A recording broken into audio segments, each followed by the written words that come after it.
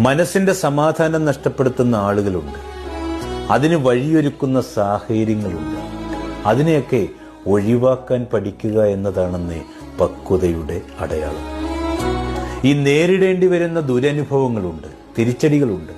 അതിനൊക്കെ മുമ്പിൽ പിടിച്ചു നിൽക്കാനാവാതെ പോകുന്ന ആളുകളെ കണ്ടിട്ടില്ല. ആഴത്തിൽ ആലോചിച്ചാൽ ശരിക്കുള്ള പ്രശ്നങ്ങളുടെ കാരണവും കിട്ടും.